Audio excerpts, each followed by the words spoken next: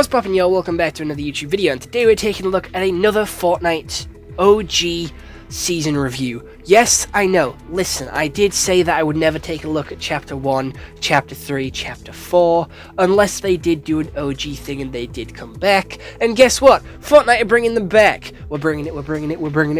We're bringing it back. And you can now play OG Fortnite as a permanent game mode in Fortnite. So I thought, what better time to take a look at how these seasons were back in the day. So we did take a look at Season 4 yesterday. We're taking a look at Season 5 today. Yes, today. And tomorrow, we're going to be taking a look at Season 6, so on and so forth. The original OG seasons of Fortnite. Now, back in the days of Chapter 1, Season 5, I only had one Xbox in my household, so me and Kian had days.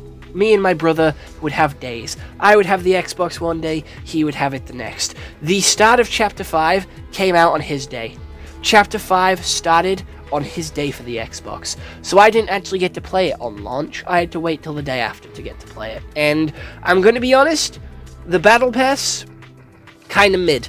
I did only like two of them. I liked Omega and... not Omega. I liked Ragnarok and Drift. I didn't like the other ones. I'm gonna be honest. The Random Army Man was pretty ugly. I didn't care for the Baywatch character. I didn't care for the girl in a suit. And the Viking girl was pretty cool, and all the sweats used the helmet one, so I didn't really care for it either. But Drift was sick. I really liked Drift. This season also brought a whole new biome to the map, absolutely decimating Moisty Mire and bringing us Sweaty Sands. Paradise Palms. I lied. Sorry, Paradise Palms. Brought us Paradise Palms. I'm sorry. It brought us Paradise Palms. It also brought along Viking Village, which is the village on the mountain. And a fuck ton of rifts around the map, which could send you to the sky and help you glide down. And there was a lot of story development through the loading screens like there was in Season 4, with Drift coming from our world, our reality, being sucked through a rift and into Fortnite, into the game. So Drift is actually a person from our dimension. He's from our world, and he joined up with the Fox clan, which we didn't find out about until, like, Chapter 2, and it got heavily pushed in, like, Chapter 4. And, yeah, he was just a random guy, and he got with Bright Bomber. There is, like, a relationship sort of thing going on there with them two, and Nope, not Triceratops. It was Rex and Color Team Leader. It was those four. They were the gang. They were the buddies. They were the road trip bros who was going all the way around the island, doing like a road trip, round trip, seeing all the new locations, welcoming Drift to the island and stuff like that, which was extremely exciting. And Kevin the Cube also was spawned during this season. He just randomly came out of nowhere. Lightning struck down, summoned the cube, he rolled around, made ruins, and then went into the ocean. Everyone thought he was going to destroy Tilted. Everyone thought the rocket was going to destroy Tilted. Everyone thought the comet was going to destroy Tilted. Everyone had a death wish for Tilted. Unfortunately, that never came to be. Tilted still stood loud and proud, tall and bold, better than ever, and Kevin turned the Loot Lake into Thanos Lake and made it bouncy for everyone, which is pretty cool. This season also brought in ATKs, which is our first ever vehicle. I'm not counting shopping carts as a vehicle. That is not a fucking vehicle. I'm not counting that as a vehicle. And you could fit 4 people in it, you could bounce on the roof, and you could drive around. It was insane. This season also brought along with it toys, which is a new gimmick which was in the Battle Pass, where you could throw a basketball, a beach ball, or a golf ball. And this didn't really last long. It sort of faded out of existence with Chapter 1, Season 7. That's sort of when this sort of new gimmick faded out, because no one really cared for them, and they were kind of boring, and they were definitely running out of items to use. But I thought it was really cool. I thought it was really interesting. And this season also started to tease up to the Fortnite Mares event of this chapter. And we had a little bit of the cube corruption sort of take place here with Bright Bomber and Dark Bomber. So we had the first ever corruption here, and this was our first ever look at the Last Reality scouring the island for the 0 point. We didn't know it then, we just called this little lad Kevin, but he was rolling around and he was searching for the 0 point. And he pretty much found it because it was under Loot Lake. So this dude found it. And I think that is insane. Way back when, Fortnite were planning this storyline and sort of incorporating things and building this mystery, and everyone was so hyped and excited.